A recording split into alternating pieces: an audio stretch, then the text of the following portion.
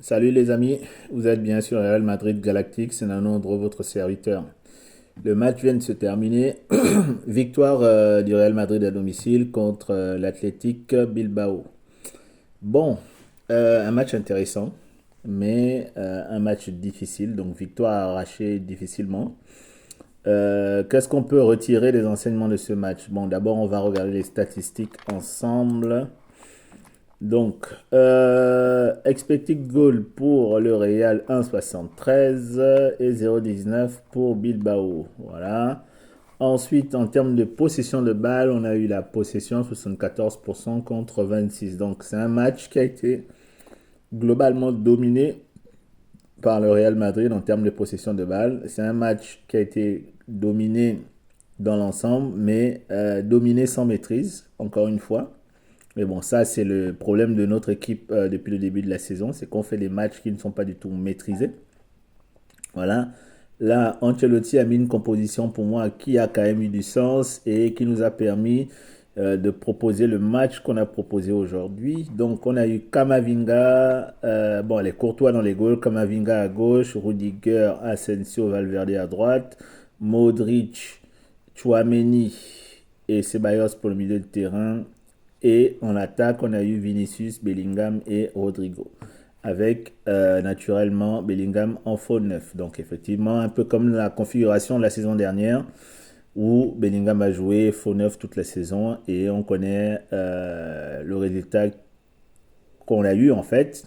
Victoire en championnat et victoire en Ligue des Champions. Et c'était top. Voilà. Donc en face, on avait une très belle équipe de Bilbao qui a fait tourner, malgré elle, parce que il fallait bien que les joueurs récupèrent du match qu'ils ont joué en C3, donc en Ligue Europa. Voilà. Et puis aussi, voilà, ils ont fait avec les absents, notamment de Nico Williams qui est blessé à la cuisse. Donc nous, toujours, on connaît les joueurs manquants, c'était Carvajal, Eder Militao, Mbappé et Mendy. Mbappé qui a rejoint l'infirmerie au passage. Donc voilà. Donc belle équipe de Bilbao. En face, il y avait Simon, Unai Simon. Gros match d'Unai Simon qui a empêché le Real de mettre plus d'un but. Voilà. Donc vraiment, pour moi, c'est l'homme du match, Unai Simon. Voilà, il a fait un gros match. Il a été décisif pour son équipe en termes de parade et de buts sauvés, d'occasions empêchées, de buts empêchés. Ensuite, il y a Boiro, Paredes, Nunez, Gorozabel, pardon, Prados, Vesga, Gomez, Berenguer en milieu de terrain avec Diallo et en attaque Gruzeta. Donc c'était une belle équipe, c'était pas l'équipe type, c'était pas l'équipe de l'habitude. Voilà, je vous avoue que quand avant le début du match, j'étais un peu inquiet, je me disais ouais, Bilbao ils sont chauds en ce moment, les mecs déroulent, les mecs jouent. Voilà, il joue au football, quoi. Donc voilà, c'était un peu mon inquiétude. Bon, finalement, quand j'ai vu la composition du match, je me suis dit, bon, c'est chaud, ça va être chaud, mais c'est pas leur équipe type, donc c'est déjà un petit avantage pour nous. Donc, à la fin de ce match-là, donc on a le Barça toujours premier, 4 points devant nous, le Real deuxième, l'Atlético troisième qui a perdu son match contre Las Palmas et Bilbao qui a perdu contre nous. Voilà. Ok, donc, que dire de ce match-là? Match compliqué, hein? Match vraiment compliqué, comme j'ai dit tout à l'heure. Euh, En termes d'énergie, l'énergie y était, il n'y a pas la maîtrise. Et je pense que c'est cette énergie-là qu'on aurait dû avoir contre Arsenal, notamment au match aller. Si on avait joué comme ça, comme on a joué aujourd'hui, pas dans le contenu forcément, dans l'énergie, comme dans l'engagement, dans l'envie. Moi, j'ai vu Vinicius Junior courir de la première minute à la dernière. Alors que ça, il ne l'a plus fait depuis fort longtemps. Cette saison, c'est la première fois qu'il le fait. Voilà. Je l'ai vu presser, je l'ai vu revenir sur les phases défensives, j'ai vu Bellingham aussi se donner à fond, Rodrigo aussi. Voilà. Alors, ça manque toujours de jeu collectif au niveau des trois attaquants. Ça, il faut se le dire. Parce que j'ai vu Vinicius tenter des incursions solo et ne pas faire la passe au bon moment, la faire quand même, mais ne pas la faire au bon moment. J'ai vu aussi Rodrigo de son côté faire la même chose. J'ai pas senti une osmose, un lien entre les trois attaquants, mais il y avait du mieux par rapport à tout ce qu'ils ont pu produire sur toute la saison. C'est-à-dire qu'il y avait un engagement qui était certain, les joueurs qui étaient motivés, qui allaient à l'attaque, qui allaient... Voilà, donc on sent bien que non seulement la défaite d'Arsenal a laissé des traces, mais que les joueurs veulent se racheter. Et aussi ne veulent pas laisser le Barça filer en tête avec 6 points. Parce que je pense que si le Barça file en tête avec 6 points, c'est fini. En fait, c'est fini. Voilà, on est foutu, quoi. Voilà, on ne pourra plus. Les chances de gagner cette cette Liga seront totalement de zéro. Voilà, donc là, moi j'ai vu une équipe qui a montré de l'envie, une équipe qui a joué. Voilà, même si on était brouillon encore une fois. Et puis Ancelotti a fait tourner, alors tardivement, comme d'habitude, il a sorti, il a fait ses premiers changements à la 75e. Non, un peu avant, avec l'entrée de, comment il s'appelle, de Bobby. Voilà, donc ça c'est bien, mais je trouve que Brahim aurait dû rentrer avant Bobby déjà. Et ensuite, Arda Güler aurait dû rentrer aussi un peu plus tôt avec Brahim, mais ils sont rentrés à la 75e. Donc 75e, il leur reste quoi, 15 minutes de jeu, quoi. Voilà. Bon, effectivement, ça a quand même été utile parce que c'est Brahim Diaz qui tente l'incursion au milieu de 3 joueurs. La balle tape l'adversaire, ça repart dans les pieds de Valverde qui nous met une frappe magnifique. Voilà, léché comme il sait bien le faire avec un effet extérieur qui fait un peu tourner le ballon. Et donc, Lucarne au fond. Voilà, vraiment, il délivre tout le monde. Et c'était un peu inespéré, hein, je dois vous l'avouer, que quand j'ai vu qu'on était à la 80e, je me suis dit, bon, voilà, là, c'est mort, quoi, match nul. Bon, c'est déjà quelque chose de moins dommageable qu'une défaite, mais voilà, je me disais, bon, là, c'est le match nul qui se profile. Et finalement, non. Voilà, l'équipe on a eu de la chance, voilà. Je dirais pas que l'équipe a montré du caractère parce que c'est faux en fait. On n'a pas montré de caractère parce que dans le... Ah si, quelque part si, mais dans le jeu, pas du tout, puisqu'on a été vraiment brouillon. Voilà. On est retombé dans le même schéma de jeu où on va sur les côtés, on revient dans l'axe, on repart de l'autre côté, on revient dans l'axe. Pas d'incursion, pas de joueurs qui se lancent, qui prennent l'espace, etc. Et puis, il y a eu du changement quand Hendrik est rentré. Hendrik est rentré. Et il y a une passe que Modric lui fait. Voilà, entre les deux défenseurs centraux parce que lui, il a la présence d'esprit de se mettre là, à ce niveau-là. Alors peut-être qu'effectivement, comme c'est lui, ces défenseurs-là sont peut-être moins attentifs parce qu'ils se disent qu'ils représentent moins un danger qu'un Bellingham ou bien qu'un Rodrigo ou qu'un Vinicius à cette même position de neuf là. Mais en tout cas, lui, il s'est placé là et lui, il a eu des balles. Voilà, il a eu des balles. Il a eu 2 balles que Modric lui a envoyé. Une qu'il contrôle bien, mais il n'arrive pas à finir. Et une deuxième où, voilà, le ballon passe, il n'arrive pas à suivre la balle. Mais au moins, il se mettait dans l'espace, il se mettait entre les défenseurs centraux. Et on voit encore que, voilà, c'est quand même bon d'avoir un neuf qui reste neuf, en fait, qui ne dézone pas trop comme Mbappé le fait. Et voilà. Bon, j'espère juste que pour la saison prochaine, on va en tirer les leçons et qu'on va s'ajuster, s'adapter. Et qu'on va mieux jouer, en fait. Normalement, il n'y a pas de raison.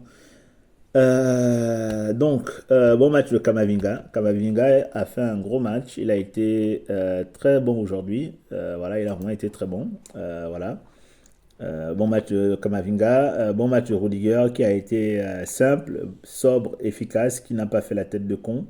Bon match aussi de Thibaut Courtois qui n'a pas eu grand chose à faire, mais les seules fois où il a dû intervenir, il a bien réagi, il a bien géré.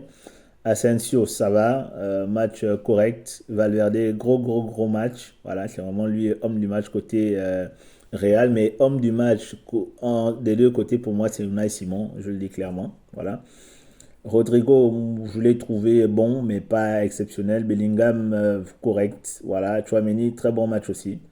Et Ceballos aussi, très bon match. Voilà. Et puis gros match aussi de Modric, hein, qui a essayé de contrôler un peu le jeu et le tempo au milieu du terrain. Voilà. Mais on sent que l'équipe a perdu quelque chose par rapport à la saison dernière. Il n'y a pas... C'est pas un problème d'automatisme parce que je pense que les automatismes ils les ont, mais c'est vraiment un problème de cohésion d'équipe, c'est un problème de jeu ensemble. Et donc là, du coup, de toutes les rumeurs qu'on entend, bon, vous savez, moi je m'occupe pas des rumeurs, voilà, de le vestiaire qui éclate et que Ancelotti va peut-être partir, va partir, c'est sûr, voilà, pourquoi pas Jürgen Klopp, j'ai entendu ça. Bon, moi, franchement, je ne m'occupe pas de ça, je ne regarde pas ça, j'écoute même pas en fait, je vois les titres passer sur les vidéos d'autres médias. Mais bon, voilà. Moi, j'attends le communiqué officiel du club. Si le club annonce le départ d'Ancelotti, bah, ce sera ça, hein, dans tact. Si, je sais pas, le vestiaire est éclaté, ça, on ne saura jamais, en fait. Voilà. Je suis tombé sur un tweet d'un gars qui posait la question, mais pourquoi à l'époque de la génération précédente, donc Modric, Kroos, Benzema, Bale, quand il y a l'effectif de Zidane, pourquoi ça n'a pas clashé? Puisque là on nous dit que ça clash. Aujourd'hui ça clash parce que le Real perd, mais la saison dernière ça ne clashait pas. Voilà, on dit que ça clash parce que Mbappé est arrivé, mais non. Pourquoi ça clasherait cette saison alors que ça n'a pas clashé la saison dernière? Pourquoi Mbappé viendrait faire clasher l'effectif en fait? Moi, j'y crois pas. Je suis voilà. Donc le gars il posait la question pourquoi à l'époque de Ronaldo, de Cristiano Ronaldo, il n'y avait pas tous ces problèmes là en fait, puisqu'apparemment il y a des problèmes d'ego. Bah en fait si, il y avait déjà des problèmes d'ego à l'époque, mais c'est juste que Ronaldo, de par son charisme, de par sa fiabilité, bah, le mec, il alignait tout le monde, en fait. T'es obligé d'être derrière lui. Et puis, de toute façon, cette équipe-là, c'était une équipe qui jouait pour gagner. C'était un collectif qui était engagé dans la victoire. Donc, ce n'était pas. C'était le Real de Ronaldo. Il n'y a rien à dire. Comme il y a eu ensuite le Real de Benzema. Mais il y avait une constante commune, c'est que l'équipe jouait pour gagner. Et peu importe quel est le ballon d'or, en fait, on s'en foutait. Voilà, ce qui comptait, c'était est-ce qu'on gagne ensemble? Voilà. On joue pour gagner ensemble. On se bat pour le coéquipier qui est à côté. Et c'est vrai que cette année, dans cette équipe-là, ça manque un peu le sacrifice de soi pour le coéquipier qui est à côté. Voilà, moi je pense que c'est ça qui nous manque plutôt qu'un problème d'ego, parce que c'est pas un problème d'ego, ça c'est un problème d'effort en fait. Tout le monde veut montrer que c'est moi qui vais porter l'équipe. Donc oui, peut-être que ça ramène à l'ego, mais c'est pas l'ego dans le sens de je suis meilleur que toi, donc j'ai pas à fournir d'efforts pour toi. Non, moi je pense que c'est un problème pas d'ego dans l'effort, mais c'est un problème de juste que on a du mal aujourd'hui à se sacrifier pour le coéquipier qui est à côté. Alors, je pense que les joueurs veulent gagner les titres. Ça, cette envie-là, elle est intacte. Mais je pense que c'est surtout le sacrifice de soi. Et puis aussi le fait que bah, on a des joueurs quand même importants de l'effectif qui sont blessés. Pas importants tant dans le jeu, mais plutôt par leur caractère, leur charisme, leur emprise sur le collectif, aussi sur l'effectif.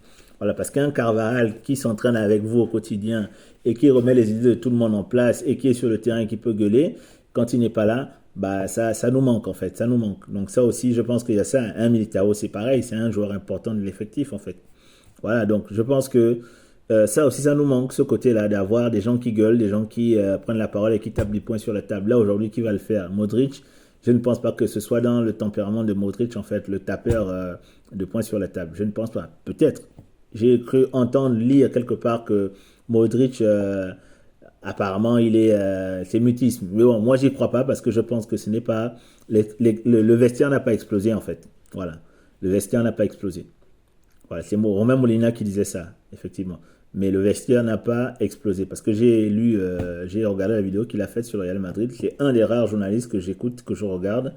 Voilà, je trouve qu'il fait du très bon boulot et qu'il est toujours pertinent dans ce qu'il dit. En plus de toutes les enquêtes qu'il a menées contre les violences dans le sport, les viols, la pédophilie, etc. dans le sport notamment. Voilà. Donc, très très bon journaliste d'ailleurs. Et c'est pour ça que lui, je me suis permis d'écouter ce qu'il avait à dire parce que je pense que il ne raconte pas de la merde, lui. Contrairement à beaucoup d'autres. Voilà, qui se disent journalistes sportifs, mais qui passent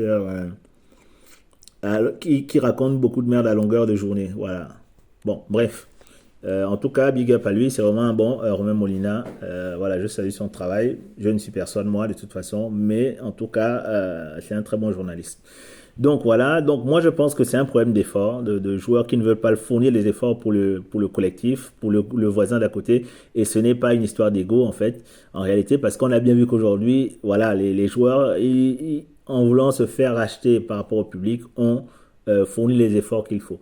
Et donc c'est cette énergie-là dont on a manqué qu'il fallait mettre contre Arsenal, notamment au match aller et même aussi au match retour en fait, en réalité. Cette énergie-là, ce sérieux-là. Moi, je me suis posé la question, est-ce que un Bilbao VS, VS Arsenal, met autant de billes à Bilbao que nous on a pris aujourd'hui? Je ne pense pas. Voilà. Est-ce que Arsenal est une équipe plus forte que Bilbao? Oui, certainement, mais je ne pense pas que Bilbao prend autant de buts contre Arsenal comme nous on en a pris. Donc je pense que Bilbao aurait aussi défendu sérieusement. Ils auraient peut-être perdu comme ils perdent aujourd'hui d'un but. Mais c'est une équipe sérieuse qui défend bien, qui attaque bien aussi, qui gère bien ses temps forts et ses temps faibles. Voilà, ce que nous, on n'arrive pas à faire. On ne sait pas gérer nos temps faibles. On ne sait pas bien gérer nos temps forts aussi parce que, comme je l'ai dit depuis le début de la saison, on est chaton, quoi. On est chaton devant les buts. Voilà, on tire. Voilà, sans conviction. Voilà, il nous manquait quelque chose, une énergie, une force. Voilà, bon, ça arrive. Voilà, moi je n'en veux pas trop aux joueurs, ni au coach, ni à l'équipe. Je sais que le Real c'est un club qui veut gagner tous les ans, toutes les saisons, tout le temps, tout gagner. Mais je comprends aussi qu'on puisse avoir une saison où on est en moins bonne forme. Voilà. L'année dernière on a gagné la Champions League. Cette année on ne la gagne pas. Peut-être qu'on gagnera la saison prochaine. Voilà. Moi je suis convaincu que cette équipe-là peut se relever et je reste convaincu qu'on n'a pas besoin de changer d'entraîneur pour l'instant. Ancelotti est l'homme de la situation. Moi, il a toute ma confiance. Je trouve qu'il fait du très bon boulot. Voilà. Et donc, on peut pas dire que quand il joue bien, l'équipe gagne. C'est le meilleur entraîneur du monde. Et puis, quand on perd, bah, il faut le virer. Non, moi, je ne suis pas de ceux-là qui sont de la culture de l'instant. Pas du tout. Moi, je pense que c'est le meilleur entraîneur qu'il nous faut pour le Real Madrid. Voilà. Bon, bref. Donc voilà, donc content de cette victoire. J'espère que les joueurs vont rester sur cette énergie-là, sur ce sentiment-là, qu'ils vont garder ce match-là en tête.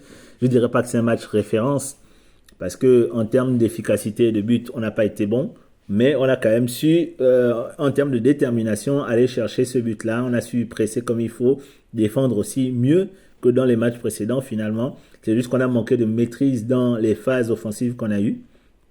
Voilà.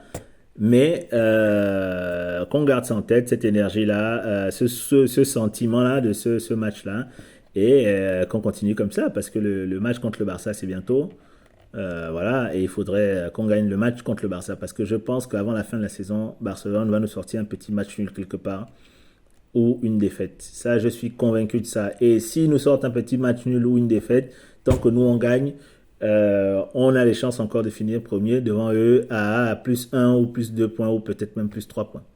Bon, il y a un autre sujet que je voulais aborder, c'est le dernier sujet en fait que je veux aborder dans cette vidéo-là, c'est l'absence de Kylian. Kylian est blessé, on sait tous. Est-ce que on dira qu'aujourd'hui l'équipe a mieux joué parce que Kylian est blessé ou pas du tout, ça n'a rien à voir, il n'y a aucun rapport, je ne sais pas. Voilà, c'est un sujet que je voulais lancer comme ça. Je ne sais pas si vous avez quelque chose à dire, ceux qui vont regarder la vidéo, laissez un petit commentaire pour donner votre avis un peu par rapport à ça. Est-ce que Kylian est un frein pour l'équipe, ou alors Kylian est plutôt un apport pour l'équipe? Moi, personnellement, je pense que Kylian, c'est un apport pour l'équipe. Je pense que, comme je l'ai dit depuis le début de la saison, il ne fournit pas assez d'efforts sur les phases défensives. Et je suis désolé, il doit améliorer cet aspect-là de son jeu. Avec Vinicius, avec Rodrigo, avec Bellingham, ils doivent plus aider en défense. Voilà, ceux qui ne l'ont pas fait jusqu'au match d'aujourd'hui. Voilà, donc moi j'aimerais voir les quatre jouer ensemble et aider sur les phases défensives, revenir défendre, presser mieux. Et je pense que s'ils arrivent à fournir ce type d'effort-là, le Real sera une équipe très très très très redoutable. Voilà, parce que si certains font les replis défensifs et d'autres ne les font pas, l'équipe est coupée en deux et sur les contre-attaques, on se fait éclater. Et voilà. Bon, les amis, c'était Nano Andro, votre serviteur pour Real Madrid Galactique. Voilà tout ce que j'avais à dire pour ce débrief de match. Real contre Bilbao, victoire à la maison. C'est une victoire qui nous fait du bien. Et puis, je vous dis à la prochaine. Tchuss.